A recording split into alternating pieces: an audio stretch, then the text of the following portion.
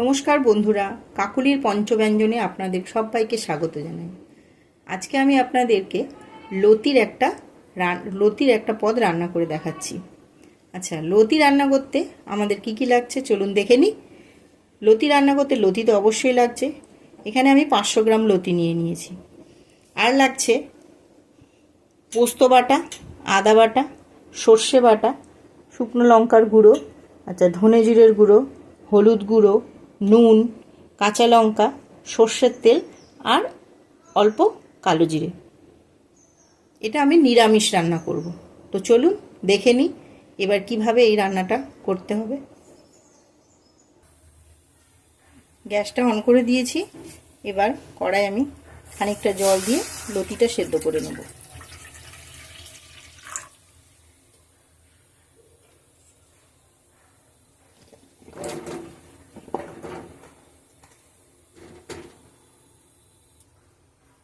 লতিটা কড়াইতে আমার দেওয়া হয়ে গেছে। এবার আমি সামান্য নুন দিয়ে 1 চামচের মতো নুন দিয়ে লতিটা একটু সিদ্ধ করে নেব। ঢাকা দিয়ে দিলাম। লতিটা সিদ্ধ, খুব বেশি সেদ্ধ করার দরকার নেই, 5 থেকে 7 মিনিটের মতো সেদ্ধ করলেই হয়ে যাবে। লতিটা আমার সেদ্ধ হয়ে গেছে, দেখুন।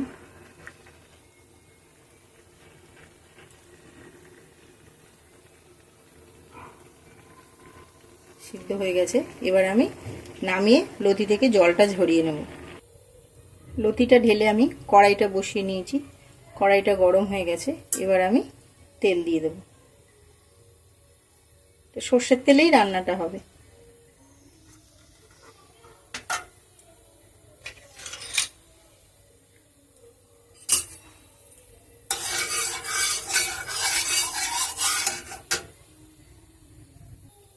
তেলটা গরম হয়ে গেছে। এবার আমি কালো জিরেটা ফোড়ন দিয়ে দিলাম।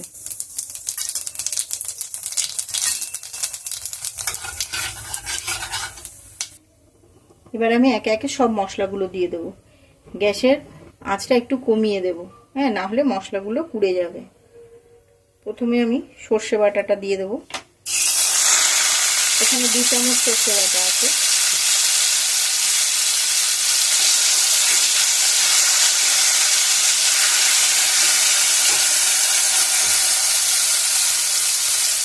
তারপরে দিয়ে দেবো পোস্ত বাটাটা।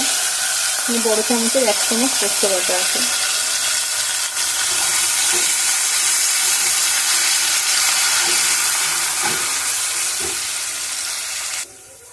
সর্ষে আর পোস্তটা আমার কষা হয়ে গেছে। এবার আমি অন্য মশলাগুলো তুলে দেবো। দিয়ে দেবো আদা বাটা। এখানে 1 চামচ আদা বাটা আছে। আচ্ছা, দিয়ে দেবো গুঁড়ো লঙ্কা, 1/2 চামচ গুঁড়ো লঙ্কা আছে, যেহেতু আমি কাঁচা লঙ্কা দেবো।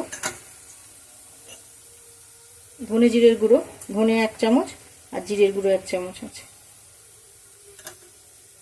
আর দিয়ে দেবো হলুদ গুঁড়ো, 2 চামচ হলুদ গুঁড়ো আছে, ছোট চামচে 2 চামচ হলুদ গুঁড়ো। আর দিয়ে দেবো নুন। নুনটা যে যার স্বাদ অনুসারেই দেবেন। আমি লতি সিদ্ধ হওয়ার সময় 1 চামচ নুন দিয়েছিলাম, এখানে ওই জন্য আর 1.5 চামচের মতো নুন দিয়ে নিয়েছি। এবার আমি মশলাটা ভালো করে কষে নেব। দেখুন মশলাটা আমার কষা হয়ে গেছে। মশলা থেকে তেল ছেড়েছে, হ্যাঁ, তেল ছাড়লে ভাববেন মশলা থেকে মশলাটা ভালো করে কষা হয়ে গেছে। এবার আমি 4টে কাঁচা লঙ্কা এখানে দিয়ে দেব। আমি 1 চামচ গুঁড়ো লঙ্কা দিয়েছিলাম, ওই জন্য এখন 4টে কাঁচা লঙ্কা দিলাম। যে বেশি ঝাল খাবে এর থেকেও বেশি ঝাল দিতে পারে। এবার আমি এর মধ্যে সামান্য জল দিয়ে দেব। অল্প একটু জল দিয়ে দিলাম, যেহেতু লতিটা সিদ্ধ করা আছে, বেশি জল দেওয়ার প্রয়োজন নেই। জলটা দিয়ে একটু নাড়িয়ে নিলাম। দেখুন বন্ধুরা, মশলার কালারটা কত সুন্দর এসেছে। হ্যাঁ, এবার আমি এর মধ্যে লতিটা তুলে দেব।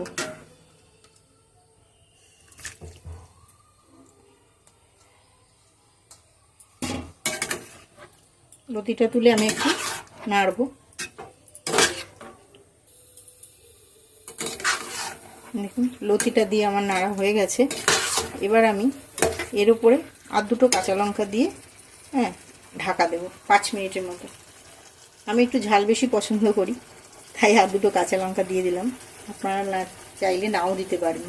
এবার আমি ঢাকা দিয়ে 5 মিনিটের মতো তরকারিটা হতে দেব।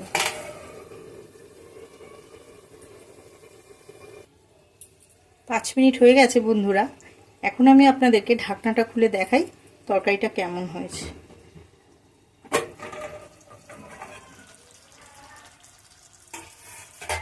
দেখুন কত সুন্দর দেখতে হয়েছে, খেতেও দারুণ হবে। এবার আমি এতে একটু ধনেপাতা কুচি ছড়িয়ে দেব।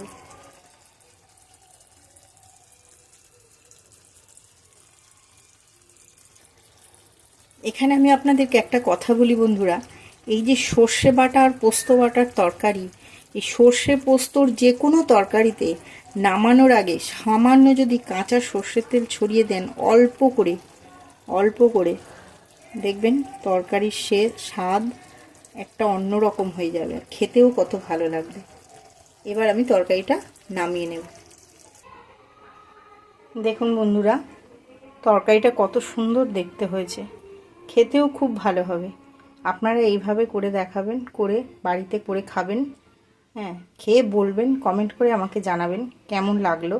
আর আমার এই রান্নাটা আপনাদের যদি ভালো লেগে থাকে তাহলে প্লিজ আমার চ্যানেলটা একটি সাবস্ক্রাইব করে দেবেন, একটা লাইক, কমেন্ট ও শেয়ার করে দেবেন। ধন্যবাদ।